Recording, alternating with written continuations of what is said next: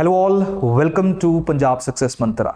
आज हम लोग पीसीएस एग्जाम की प्रिपरेशन के लिए एक स्पेशल सीरीज की शुरुआत कर रहे हैं, that is one concept a day. इस सीरीज में हर रोज अलग अलग सब्जेक्ट के इंपॉर्टेंट कंसेप्ट्स आप लोगों के साथ डिस्कस किए जाएंगे और ये कंसेप्ट बेस्ड होंगे प्रीवियस ईयर क्वेश्चंस के ऊपर, यानी कि जो अभी तक पीसीएस एग्जाम में प्रीलिम्स या मेंस एग्जामिनेशन के अंदर क्वेश्चंस पूछे गए हैं उनके सराउंडिंग हम लोग एक कंसेप्ट को पढ़ेंगे, फिर उन क्वेश्चंस को सॉल्व करने की कोशिश करेंगे ताकि आपको आइडिया लगे कि किस तरह तरीके के सवाल जो है वो आपके एग्जाम में पूछे जा सकते हैं। तो आज हम लोग इंडियन पॉलिटी के अंदर डिफरेंट टाइप्स ऑफ बिल्स के बारे में डिस्कस करेंगे, जिसके ऊपर इस साल यानी कि फरवरी में एक क्वेश्चन पूछा गया था, जिस क्वेश्चन को आप लोग स्क्रीन के ऊपर देख सकते हो। जो आज का हमारा topic different type of bills है, डिफरेंट टाइप्स ऑफ बिल्स है, तो आप लोग स्क्रीन के ऊपर जो है वो आई होप आप लोगों को क्वेश्चन दिख रहा होगा।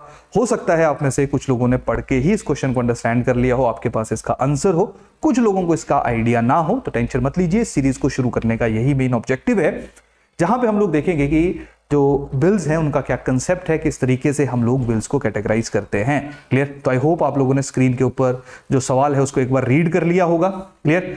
वापिस एक कंसेप्ट को पढ़ने के बाद हम इसको फिर से एक बार सॉल्व करेंगे, तो वहां पे मैं इसको रीड भी करूंगा और थोड़ा आपको आसान करके भी समझाऊंगा ताकि आपको आइडिया लगे कि इसमें लिखा क्या गया है। क्लियर? लेकिन इससे पहले जो आज का हमारा टॉपिक है उसको देखते हैं, that is different types of bills. अगर बिल की बात की जाए आसान भाषा में, तो बिल होता क्या है? बिल बेसिकली आपका है प्रपोजल फॉर लेजिस्लेशन। लेजिस्लेशन मतलब जब भी कानून बनते हैं, जब भी एक्ट बनते हैं, उसके लिए जो प्रपोजल होता है, जिसके ऊपर पूरा आपका जो लेजिस्लेचर है, पार्लियामेंट है या स्टेट लेजिस्लेचर है, वो डिस्कशन करता है, फिर फाइनली उसको पास करता है। जो हमारे देश का या प्रदेश का कानून बनता है उसको हम लोग बिल कहते हैं। जैसा कि आप लोगों को आइडिया होना चाहिए कि जो लेजिस्लेचर है उसको दो तरीके से डिवाइड किया जाता है। एक आपका है यूनियन लेजिस्लेचर। यूनियन लेजिस्लेचर का मतलब आपका क्या है? पार्लियामेंट, मतलब लोकसभा एंड राज्यसभा। और दूसरी तरह का जो आपका लेजिस्लेचर है, that is your state legislature. State legislature को भी अगेन दो तरीके से डिवाइड किया जाता है, या तो लेजिस्लेटिव असेंबली है या तो लेजिस्लेटिव काउंसिल है। लेजिस्लेटिव असेंबली का मतलब है आसान भाषा में विधानसभा, और काउंसिल का मतलब है विधान परिषद।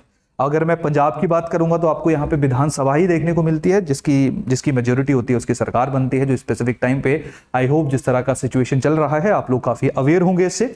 और लेजिस्लेटिव काउंसिल बहुत ही कम जगहों पे, बहुत ही कम स्टेट्स में हम लोगों को देखने को मिलती है। पंजाब में लेजिस्लेटिव काउंसिल नहीं मौजूद है। डन? तो लॉ पास करने की जो पावर है वो पार्लियामेंट के पास भी है, यानी कि यूनियन लेजिस्लेचर के पास भी है और स्टेट लेजिस्लेचर के पास भी है। तो जब कानून पास करने से पहले डिस्कशन होती है हमारे पार्लियामेंट या स्टेट लेजिस्लेचर के अंदर, उसके लिए जो प्रपोजल आता है, जिसको हम प्रपोजल फॉर लेजिस्लेशन कहते हैं, दैट इज योर बिल।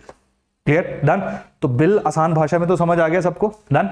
अब बात करते हैं कि कॉन्स्टिट्यूशन के अंदर जो बिल है उसको तीन तरीके से कैटेगराइज किया गया है। वैसे एक आपका कॉन्स्टिट्यूशनल अमेंडमेंट बिल भी है, जिसको हम फोर्थ कैटेगरी पे डाल सकते हैं, लेकिन आज के लेक्चर में हम लोग इन्हीं तीन इंपॉर्टेंट बिल्स के ऊपर डिस्कस करेंगे, जिनमें सबसे पहले है ऑर्डिनरी बिल। एक ऐसा बिल जिसमें मनी रिलेटेड मैटर्स के बारे में ज्यादा बात नहीं की जाती है, एक ऐसा डिस्कशन, क्लियर, जहां पे मनी रिलेटेड मैटर्स को नहीं कवर किया जाता है। सेकंड टाइप आपकी है दैट इज मनी बिल। एक ऐसा बिल जहां पे मनी रिलेटेड मैटर्स, जैसे कि नया टैक्स इंपोज करना है, ऑलरेडी एग्जिस्टिंग टैक्स को एबॉलिश करना है, उसके रेट में कमी लानी है, जो सरकार का खजाना है, चाहे वो केंद्रीय सरकार का खजाना है, मतलब सेंट्रल गवर्नमेंट का फंड है जिसको आप लोग कंसोलिडेटेड फंड ऑफ इंडिया के नाम से भी जानते हो, या स्टेट गवर्नमेंट का फंड है जो कंसोलिडेटेड फंड ऑफ स्टेट है, उसमें से कोई एक्सपेंडिचर करना है, उसके रिसीट्स में कोई चेंज करना है। आसान भाषा में जो मनी रिलेटेड मैटर्स के साथ आपका प्रपोजल रहेगा उसको हम लोग मनी बिल के नाम से जानते हैं। और तीसरा बिल ऐसा जहां पे आपको कुछ ऑर्डिनरी बिल की फीचर्स, यानी कि जहां पे मनी रिलेटेड मैटर्स नहीं है और उसके साथ साथ कुछ मनी रिलेटेड मैटर्स देखने को मिलते हैं, उसको हम लोग थर्ड टाइप ऑफ बिल यानी कि फाइनेंशियल बिल के नाम से जानते हैं। क्लियर? और ध्यान रखना, सेम तरह की बिल यानी कि ordinary bill, money bill, financial bill parliament भी पास करती है और उसके साथ साथ जो आपका स्टेट लेजिस्लेचर है वो भी पास करता है। अब इनकी प्रक्रिया क्या है, इनकी जो प्रोसेस क्या है, उसके बारे में थोड़ी देर में डिस्कस करते हैं। सबसे पहले एक बड़ा फैक्चुअल क्वेश्चन, चांसेस रहते हैं कि कभी कभी इनके ऊपर प्रश्न पूछे जाएं, उनके बारे में देख लेते हैं। अगर मैं ऑर्डिनरी बिल की बात करूंगा तो जो पार्लियामेंट ऑर्डिनरी बिल को पास करेगी उसके बारे में लिखा गया है कॉन्स्टिट्यूशन के आर्टिकल 107 में। जो मनी बिल है, जो पार्लियामेंट मनी बिल को या मनी बिल को जो डिफाइन किया गया है, क्लियर, वो आपका है आर्टिकल 110 में। क्लियर? कैसे पास होगा वो आर्टिकल 109 में लिखा गया है। तीसरा आपका है फाइनेंशियल बिल, इसके बारे में लिखा गया है आर्टिकल 117 में, 117 में। डन?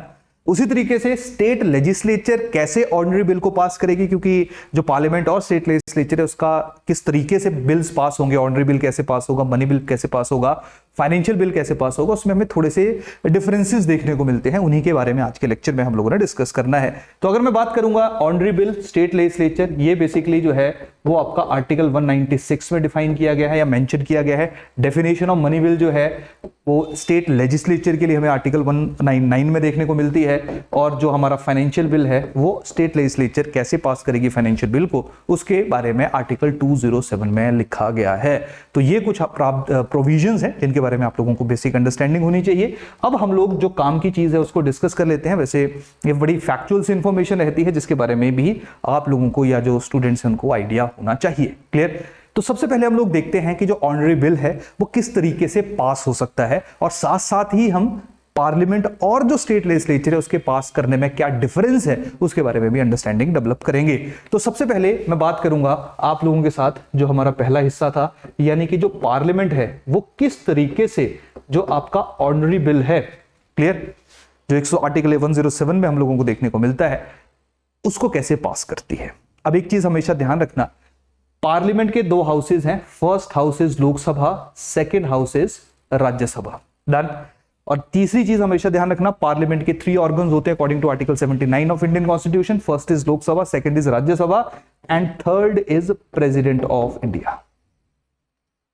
तो पहले ऑर्डिनरी बिल का पास देखो कैसे रहता है। पहली बात, जो ऑर्डिनरी बिल है वो किसी भी हाउस में प्रेजेंट हो सकता है, यानी कि वो आपको राज्यसभा में भी प्रेजेंट होता हुआ देखने को मिल सकता है, यानी कि राज्यसभा में बिल आया, उसके ऊपर डिस्कशन हुआ, फिर वो सेकंड हाउस में गया यानी कि लोकसभा में गया, या उल्टा भी हो सकता है, यानी कि उस बिल को लोकसभा में प्रपोज किया गया और वो कहां पे गया, राज्यसभा में गया। तो मान लो उस बिल को लोकसभा में प्रपोज किया गया कि अच्छा डिस्कशन करते हैं, क्योंकि पार्लियामेंट पास कर रही है तो इन तीनों का एग्री करना उसके ऊपर बहुत ज्यादा जरूरी है, क्योंकि इन तीनों को पार्लियामेंट का हिस्सा माना जाता है। डन।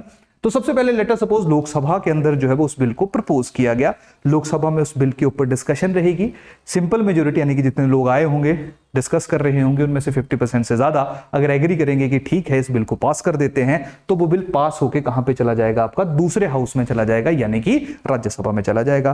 फिर राज्यसभा के अंदर डिस्कशन होगा, राज्यसभा भी उसको पास कर देगा, फिर किसके पास चला जाएगा, वो प्रेसिडेंट के पास चला जाएगा। फिर प्रेसिडेंट जैसे ही उस बिल के ऊपर साइन करेगा, वो बिल जो है वो आपका क्या बन जाएगा, देश का कानून बन जाएगा, यानी कि एक्ट बन जाएगा। लेकिन अगर इतने आसान तरीके से चीजें चलती तो फिर डेमोक्रेसी का फायदा ही क्या था। डेमोक्रेसी में इतनी आसानी से चीजों पे रजामंदी नहीं रहती है। तो अब देखो कि कैसे कॉम्प्लेक्सिटीज जो है वो क्रिएट की जा सकती हैं, कैसे डेडलॉक्स बनते हैं और उन डेडलॉक्स का क्या सोल्यूशन रहता है। डन। अब देखो सबसे पहली बात, मान लो लोकसभा में शुरू हुआ, अब यहां पे आप मान लेना वो चीज राज्यसभा से भी शुरू हो तब भी सेम सिचुएशन ही रहेगी। हमेशा हम फर्स्ट हाउस मानते हैं, फिर सेकंड हाउस बोलेंगे। यहां पे मैं आपको लोकसभा एंड राज्यसभा के एग्जांपल से समझा रहा हूं, आप उसको रिवर्स भी करेंगे तब भी ट्रू रहेगा। सबसे पहली बात है कि लेट अस सपोज लोकसभा ने उस बिल को राज्यसभा में भेजा। अब राज्यसभा के पास अलग अलग पावर्स हैं, क्या, या तो राज्यसभा इसको अप्रूव कर देगा, तो अप्रूव किया तो किसके पास गया, प्रेसिडेंट के पास गया, या राज्यसभा जो है वो इस बिल को आउटराइटली रिजेक्ट कर देगा, मना कर देगा कि बकवास बिल है, मेरे को पसंद नहीं आया। क्लियर। सेकंड ऑप्शन राज्यसभा के पास ये भी है। रिजेक्ट का मतलब है कि मेजोरिटी ही नहीं है राज्यसभा के अंदर उस बिल को पास करवाने की। तीसरा आ सकता है कि राज्यसभा ने लोकसभा को कुछ मॉडिफिकेशन जो है वो प्रपोज की कि आप इसमें ये चेंजेस कर दीजिए, कि बिल तो ठीक है लेकिन इसमें 10 जो प्रोविजंस हैं इनमें ये हमारी सजेशंस है, आप इनको चेंज कर दीजिए। और राज्यसभा ने मॉडिफिकेशंस के साथ वो बिल जो है वो किसको भेज दिया, लोकसभा को भेज दिया। या तीसरा कंडीशन आ सकता है कि जो राज्यसभा है वो इस बिल को होल्ड कर ले। होल्ड का मतलब है कि उस बिल के ऊपर वो डिस्कशन ही नहीं कर रही है, ना हाँ कर रही है या ना कर रही है। तो मान लो राज्यसभा, अब देखो यहां से हमें पता भी चल रहा है कि ऑर्डिनरी बिल एक ऐसी सिचुएशन है, ऑर्डिनरी बिल जो है वो एक ऐसी सिचुएशन है जहां पे राज्यसभा एंड लोकसभा जो है वो इक्वली पावरफुल है। यहां पे लोकसभा जो नॉर्मली माना जाता है कि ज्यादा पावरफुल है, वो राज्यसभा से ज्यादा ताकतवर नहीं है। क्लियर। तो यहां पे जब अब मान लो राज्यसभा ने मॉडिफिकेशन लोकसभा को सजेशन दे दी, अब या तो लोकसभा जो मॉडिफिकेशन की है कि अच्छे 10 चीजें चेंज कर दो, लोकसभा ने उन 10 चीजों को एक्सेप्ट किया और उसके बाद उस बिल को पास किया, तो वो बिल ऑटोमेटिकली प्रेसिडेंट के पास चला जाएगा, क्योंकि जो रिकमेंडेशंस थी, सजेशंस थी राज्यसभा की, उनको लोकसभा के द्वारा अकोमोडेट कर लिया गया था। लेकिन अगर लोकसभा इन मॉडिफिकेशंस को मानने से, इन अमेंडमेंट्स को मानने से मना कर देती है और इस बिल को फिर भेज देती है राज्यसभा के पास कि भाई ये लो सेम बिल है, हमने आपकी सजेशंस जो है वो नहीं माननी है, तो ये जो स्पेसिफिक सिचुएशन हुई, क्या बिल रिजेक्ट हो गया, बिल को होल्ड कर लिया गया और होल्ड किए हुए 6 महीने से ज्यादा का समय हो गया, या जो रिकमेंडेशंस एक हाउस ने दूसरे हाउस को यानी कि राज्यसभा ने लोकसभा को सजेस्ट की थी, लोकसभा ने उन सजेशंस को मानने से मना कर दिया। ये जो 3 सिचुएशंस है, फिर से बोल रहा हूं, रिजेक्शन होगी, 6 महीने से ज्यादा होल्ड जो है वो बिल को रखा डिस्कशन नहीं की, या तीसरा था जो सजेशंस दी गई थी उनको नहीं मानना। ये तीनों जो सिचुएशंस है ये कॉज करती हैं क्या, डेडलॉक। इसको हम कहते हैं डेडलॉक। डेडलॉक का मतलब है कि कोई डिसीजन नहीं निकल रहा है क्योंकि दोनों हाउसेस अड़े हुए हैं। तो जब भी डेडलॉक लाइक कंडीशन आपकी डेवलप होगी तो उस सिचुएशन में जो है वो आपकी ज्वाइंट सिटिंग का जो आपका प्रोविजन है वो भारतीय संविधान में किया गया है सिर्फ ऑर्डिनरी बिल्स के लिए। तो ज्वाइंट सिटिंग का मतलब क्या है, यहां पे लोकसभा और राज्यसभा जो है वो दोनों बैठेंगे, फिर डिसाइड किया जाएगा जहां पे मेजोरिटी वोट डालेगा कि वो बिल पास माना जाएगा या वो बिल पास नहीं माना जाएगा। और जो ज्वाइंट सिटिंग है इसको प्रेसिडेंट के द्वारा कॉल किया जाता है। ज्वाइंट सिटिंग का जो प्रिजाइडिंग ऑफिसर है यानी कि वो पूरे के पूरे जो, क्योंकि ज्वाइंट सिटिंग में लोकसभा और राज्यसभा सारे लोग बैठ रहे हैं, तो जो प्रिजाइडिंग ऑफिसर है वो स्पीकर है। अगर स्पीकर नहीं आया तो डिप्टी स्पीकर है, और अगर डिप्टी स्पीकर भी नहीं आया तो तीसरे नंबर पे डिप्टी चेयरमैन होगा। ये चीज आपने हमेशा ध्यान रखनी है। जो चेयरमैन है राज्यसभा का वो कभी भी प्रिजाइडिंग ऑफिसर मतलब जो पूरे ज्वाइंट सिटिंग को कैरी आउट करेगा, जैसे लोकसभा का प्रिजाइडिंग ऑफिसर आपका स्पीकर होता है या डिप्टी स्पीकर होता है, चेयरमैन या डिप्टी चेयरमैन जो है वो आपके राज्यसभा के होते हैं, क्लियर। तो उसी तरह से जो ज्वाइंट सिटिंग है उसका आपका प्रिजाइडिंग ऑफिसर स्पीकर होगा, डिप्टी स्पीकर होगा या डिप्टी चेयरमैन होगा, चेयरमैन नहीं होगा। ये स्पेसिफिक पॉइंट है जिसको आप लोगों ने हमेशा ध्यान रखना है। कहानी समझ आ रहा धीरे धीरे, क्लियर। तो आसान भाषा में अगर कोई भी डेडलॉक बनता है ऑर्डिनरी बिल के केस में तो उसमें ज्वाइंट सिटिंग का प्रोविजन जो है हम लोगों को देखने को मिलता है। अब ये चीज ध्यान रखिए, अगर इशू हो रहा है पार्लियामेंट के अंदर, क्लियर, अगर प्रॉब्लम आ रही है पार्लियामेंट के अंदर, यहां तक कहानी समझ आया। उसके बाद let us suppose Lok Sabha Rajya Sabha ने बिल पास कर दिया, मतलब अगर दोनों हाउसेज में से एक भी थोड़ी गड़बड़ कर रहा है तो सोल्यूशन हमारे पास है क्या, ज्वाइंट सिटिंग। अब मान लो दोनों हाउसेज ने इस बिल को पास कर दिया, उसके बाद ये बिल जो है वो किसके पास चला गया, प्रेसिडेंट के पास चला गया, क्योंकि प्रेसिडेंट की रजामंदी भी जरूरी है। अब प्रेसिडेंट भी गड़बड़ कर सकता है, मतलब प्रेसिडेंट भी अपनी पावर्स को एक्सरसाइज कर सकता है। वो क्या क्या पावर्स है, प्रेसिडेंट जो है वो इस बिल को होल्ड कर सकता है। होल्ड का मतलब क्या रहता है कि ना हाँ की ना की, जिसको हम पॉकेट वीटो के नाम से जानते हैं। एक पोस्टल बिल था, उसको ज्ञानी जैल सिंह ने होल्ड किया था, जिसके ऊपर हम कहते हैं दैट इज पॉकेट वीटो या pocket veto power of president, clear. दूसरा, प्रेसिडेंट के पास पावर क्या रहती है कि वो अपने जो एसेंट है उसको विद होल्ड कर सकता है, यानी कि मना कर सकता है, रिजेक्ट कर सकता है कि भाई ये बिल जो है वो पसंद नहीं है, जिसको हम एब्सोल्यूट वीटो का नाम देते हैं, क्लियर। और तीसरा जो है वो रहता है कि प्रेसिडेंट जो है वो इस स्पेसिफिक बिल को रिटर्न कर सकता है, वापस कर सकता है, जिसको हम सस्पेंसिव वीटो कहते हैं। तो हमारे देश का जो राष्ट्रपति है उसके पास 3 पावर होती है। वो इस बिल को रिजेक्ट कर सकता है, बिल को रिटर्न कर सकता है, बिल को होल्ड कर सकता है। अब कई जगहों पे टाइम दिया जाता है कि 14 दिन के अंदर अंदर, कुछ देशों में टाइम भी है कि 14 डेज के अंदर अंदर प्रेसिडेंट को अपना डिसीजन सुनाना पड़ेगा। इंडिया में ऐसा कोई प्रोविजन नहीं है, यानी कि जो होल्ड है प्रेसिडेंट के द्वारा उस स्पेसिफिक बिल को वो अनस्पेसिफाइड टाइम के लिए किया जा सकता है। तो प्रेसिडेंट यहां पे थोड़ा सा पावरफुल हमें देखने को मिलता है। लेकिन एक चीज ध्यान रखना, अगर मान लो प्रेसिडेंट ने उस बिल को रिटर्न कर दिया, मतलब वापस कर दिया, अगर प्रेसिडेंट ने उस बिल को वापस कर दिया और वो बिल फिर से पार्लियामेंट के द्वारा, मतलब लोकसभा और राज्यसभा के द्वारा प्रेसिडेंट को दूसरी बार भेजा गया, अब प्रेसिडेंट के ऊपर ऑब्लिगेशन है कि उसको उस स्पेसिफिक बिल को हाँ करनी ही पड़ेगी। अब प्रेसिडेंट के पास ऑप्शन नहीं है कि वो उसके ऊपर ये जो वीटो पावर्स इनको एक्सरसाइज कर सके। तो अगर प्रेसिडेंट होल्ड करता है, विद होल्ड करता है, मतलब रिजेक्ट कर देता है, मना कर देता है, अपना एसेंट विद होल्ड करता है, यानी कि हाँ नहीं करता है, तो उस स्पेसिफिक सिचुएशन में हम लोग कह सकते हैं कि बिल जो है वो शायद खत्म हो गया है। लेकिन अगर प्रेसिडेंट ने उसको रिटर्न किया और वो बिल दूसरी बार वापस आया तो प्रेसिडेंट को एग्री करना पड़ेगा in case of ordinary bill. समझ आएगा नहीं, क्लियर, आसान है, बहुत ज्यादा मुश्किल नहीं है। दूसरी चीज, अब इसी तरह से ऑर्डिनरी बिल को हम लोग स्टेट लेजिस्लेचर के कंटेक्स्ट में समझते हैं, स्टेट लेजिस्लेचर के कंटेक्स्ट में इसको अंडरस्टैंड करते हैं। अब मान लो अगर वहां पे एक ही हाउस है फिर तो कोई प्रॉब्लम नहीं है, एक हाउस ने बिल को पास किया, दूसरे हाउस में चला गया। अगर मान लो वहां पे दो हाउसेज हैं, फॉर एग्जांपल वहां पे लेजिस्लेटिव असेंबली भी है और लेजिस्लेटिव काउंसिल भी है, और उसके बाद जिस तरह से प्रेसिडेंट के बिना यूनियन के बिल पास नहीं होंगे, उसी तरह से जो गवर्नर है उसके बिना जो वो स्टेट के बिल्स भी पास नहीं होंगे। क्लियर? तो ध्यान रखना, एक हाउस है उसने पास किया, गवर्नर के पास किया, गवर्नर क्या क्या कर सकता है उसको थोड़ी देर में डिस्कस करते हैं। लेकिन अगर मान लो लेजिस्लेटिव काउंसिल, अगर मान लो कहीं पे किसी स्पेसिफिक स्टेट में दो हाउसेज हैं, असेंबली भी है एंड काउंसिल भी है, तो आप लोग यहां पे अंडरस्टैंड करने की कोशिश करिए क्या लिखा गया है यहां पे। देखिए, पहली बात यह है कि मान लो लेजिस्लेटिव असेंबली के द्वारा बिल पास किया गया, वो लेजिस्लेटिव काउंसिल के पास आ जाएगा। मैं ऑर्डिनरी बिल की बात कर रहा हूं, मनी बिल में सारी कहानी चेंज हो जाती है। अब let us suppose legislative assembly ने एक बिल पास किया, काउंसिल के पास आया, काउंसिल के पास सेम पावर है जो राज्यसभा के पास है। क्या? जो काउंसिल है वो इस बिल को रिजेक्ट कर सकती है, जो काउंसिल है वो इस बिल को रिटर्न कर सकती है, जो काउंसिल है वो इस बिल को होल्ड कर सकती है, सेम जिस तरह से राज्यसभा के पास पावर थी। रिटर्न का मतलब है मॉडिफिकेशन सजेस्ट करेगी, अगर असेंबली इसकी मॉडिफिकेशन को एक्सेप्ट कर लेती तो बिल गवर्नर के पास चला जाएगा। अगर नहीं एक्सेप्ट किया लेजिस्लेटिव असेंबली ने जो मॉडिफिकेशंस है, तो काइंड ऑफ डेडलॉक बनना शुरू हो जाएगा, काइंड ऑफ डेडलॉक बनना शुरू हो जाएगा कि लेजिस्लेटिव असेंबली ने जो सजेशंस थी, जो रिटर्न पे लेजिस्लेटिव काउंसिल ने सजेस्ट की थी, उनको मानने से मना कर दिया, काइंड ऑफ डेडलॉक बन गया। क्लियर? रिजेक्ट कर दिया, डेडलॉक है।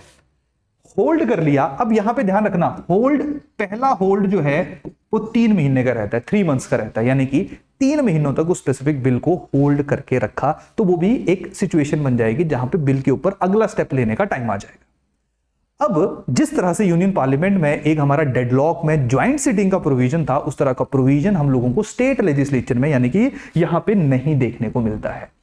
यहां पे अगर इस तरह की डेडलॉक लाइक कंडीशन हम लोगों को डेवलप होती हुई देखने को मिलती है, तो वहां पे जब भी लेजिस्लेटिव असेंबली के द्वारा, अब लेट अस सपोज मान लो होल्ड कर लिया बिल, 3 महीने पास हो गए, उसके बाद लेजिस्लेटिव असेंबली फिर से इस बिल को पास करेगी और वो बिल फिर से लेजिस्लेटिव काउंसिल के पास जाएगा। अब लेजिस्लेटिव काउंसिल के पास जो होल्ड करने का टाइम है वो सिर्फ 1 महीने का ही है, यानी कि दूसरी बार बिल भेजा, होल्ड करने के बाद जैसे ही 1 महीना क्रॉस हुआ, 1 मंथ क्रॉस हुआ, ऐसा माना जाएगा कि वो बिल जो है वो पास है और वो ऑटोमेटिकली गवर्नर के पास चला जाएगा। यानी कि जब भी, आसान भाषा में याद रखो, बहुत ज्यादा कॉम्प्लिकेट करने की आवश्यकता नहीं है, जब भी legislative assembly and legislative council में डेडलॉक लाइक कंडीशन हमें जनरेट होती हुई देखने को मिलती है, तो ज्वाइंट सिटिंग का प्रोविजन स्टेट लेवल के ऊपर नहीं है। वहां पे जो लेजिस्लेटिव असेंबली है वो ज्यादा पावरफुल मानी जाती है, उसके द्वारा जो डिसीजन लिया गया है, क्योंकि उसने लेजिस्लेटिव काउंसिल के सजेशंस को नहीं माने, उसके रिजेक्शन को ना माने, तब भी जो लेजिस्लेटिव असेंबली के द्वारा बिल पास किया जाता है वो ही फाइनली गवर्नर के पास पहुंचता है। तो यहां पे मैक्सिमम आपको 4 महीने तक जो है वो प्रॉब्लम देखने को मिल सकती है, यानी कि लेजिस्लेटिव असेंबली मैक्सिमम 4 महीने तक किसी एक बिल को नहीं पास करवाएगी, क्योंकि लेजिस्लेटिव काउंसिल ने उसको या तो होल्ड किया है या तो रिजेक्ट किया है। उसके बाद वो बिल डायरेक्टली लेजिस्लेटिव असेंबली के द्वारा जो पास किया गया होगा वो कहां पे जाएगा? वो आपका गवर्नर के पास जाएगा। तो इस तरीके से हम लोग कह सकते हैं कि जितना पावरफुल स्टेट लेवल के ऊपर लेजिस्लेटिव असेंबली है, उतनी पावरफुल यूनियन लेवल के ऊपर आपका जो आपकी लोकसभा है वो नहीं है। समझ आएगा नहीं यहां तक? डन। इसके बाद गवर्नर के पास देखो, गवर्नर क्या क्या कर सकता है। गवर्नर सेम, या तो गवर्नर जो प्रेसिडेंट के पास पावर थी, या तो गवर्नर होल्ड कर सकता है, या अपना एसेट जो उसको विदहोल्ड कर सकता है, मना कर सकता है हाँ करने से, क्लियर। या तो जो आपका गवर्नर है, क्लियर, वो उसको रिटर्न कर सकता है। किसको रिटर्न कर सकता है? वो आपका लेजिस्लेटिव असेंबली या जो आपका स्टेट लेजिस्लेचर है उसको बिल को रिटर्न कर सकता है। यहां पे भी सेम कंडीशन है जैसे प्रेसिडेंट के केस में थी, यानी कि अगर गवर्नर ने बिल को रिटर्न किया तो जब दूसरी बार वो बिल गवर्नर के पास आएगा तो गवर्नर को उसको एग्री करना ही पड़ेगा, क्लियर। लेकिन यहां पे गवर्नर के पास एक एक्स्ट्रा पावर है। वो पावर क्या है कि गवर्नर किसी भी स्टेट के द्वारा पास किए हुए बिल को प्रेसिडेंट के लिए रिजर्व कर सकता है। अगर मान लो गवर्नर को ऐसा लगता है कि स्पेसिफिक बिल जो है वो यूनियन गवर्नमेंट के द्वारा जो पास किए हुए बिल्स हैं उनके विपरीत है, उनके अगेंस्ट है, क्लियर।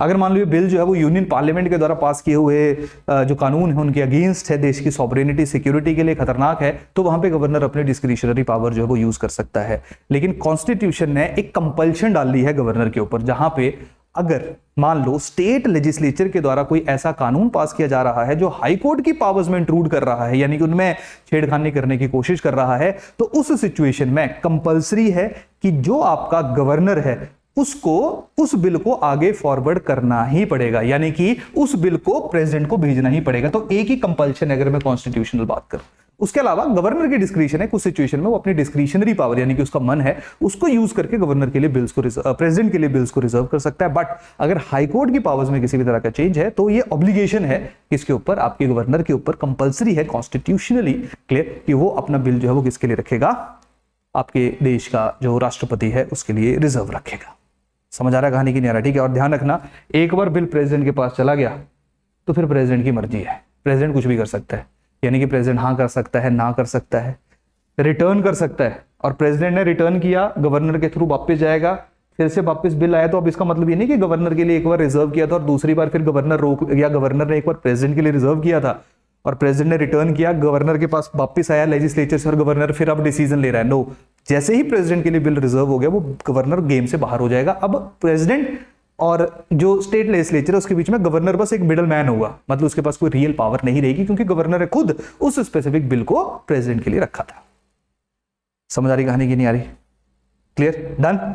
और प्रेसिडेंट ने अगर बिल को रिटर्न किया तो स्टेट लेजिस्लेचर के ऊपर रिस्पॉन्सिबिलिटी होती है कि 6 महीने के अंदर अंदर विद इन 6 मंथ्स उसको रिप्लाई करना होता है कि प्रेसिडेंट ने जो सजेशन दी होती है कि इसमें ये चेंज कर लो, तो स्टेट लेजिस्लेचर रिप्लाई करेगी या उसमें मॉडिफिकेशन लाने की कोशिश करेगी। क्लियर? डन। तो ये तुम्हारा ऑर्डिनरी बिल है। ऑर्डिनरी बिल को समझना थोड़ा सा कॉम्प्लेक्स है, इसका प्रोसीजर को अंडरस्टैंड करना थोड़ा मुश्किल है। बाकी जो आपके बिल्स है, money bill and financial bill, आपको 1 मिनट का टाइम लगेगा, आपको ये दोनों समझ आ जाएंगे। बट आई होप आप लोगों को जो आपके ऑर्डिनरी बिल्स हैं, स्टेट लेजिस्लेचर कैसे पास करता है, यूनियन लेजिस्लेचर यानी कि पार्लियामेंट इसको कैसे पास करती है, इसके बारे में आपकी अंडरस्टैंडिंग जो है वो डेवलप हो गई होगी। डन। तो ये पूरे की पूरी स्टोरी है, इसके बारे में आप लोगों को बेसिक आइडिया जो है वो होना चाहिए।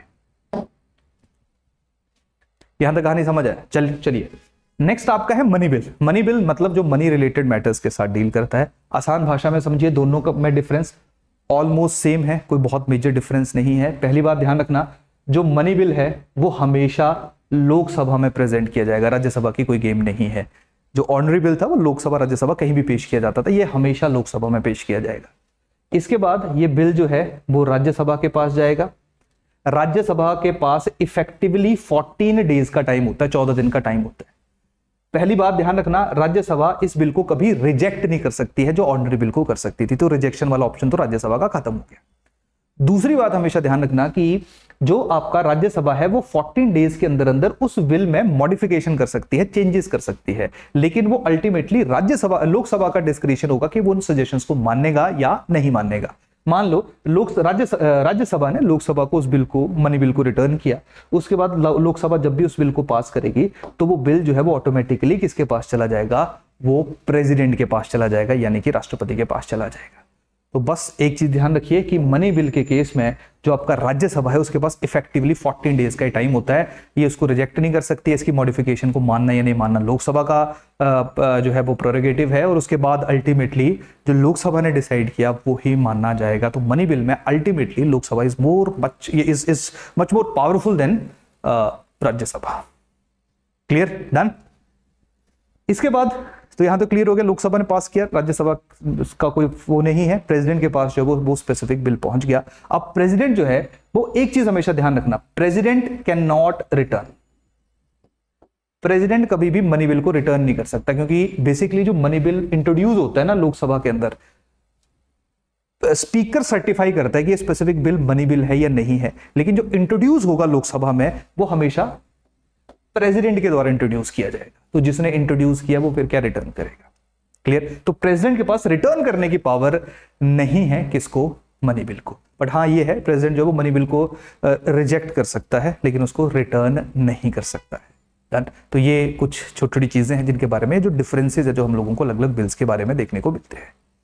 उसी तरह का अगर मैं स्टेट लेजिस्लेचर की बात करूंगा तो स्टेट लेजिस्लेचर में लेजिस्लेटिव असेंबली ने उस बिल को पास किया, लेजिस्लेटिव काउंसिल सेम वही जो राज्यसभा के पास है, यानी कि 14 डेज का इफेक्टिव टाइम है, कुछ मर्जी कर लो, रिजेक्ट कर नहीं सकते हो, और जो रिकमेंडेशंस दोगे वो अल्टीमेटली लेजिस्लेटिव असेंबली की मर्जी है उसको एक्सेप्ट करना है या नहीं करना है।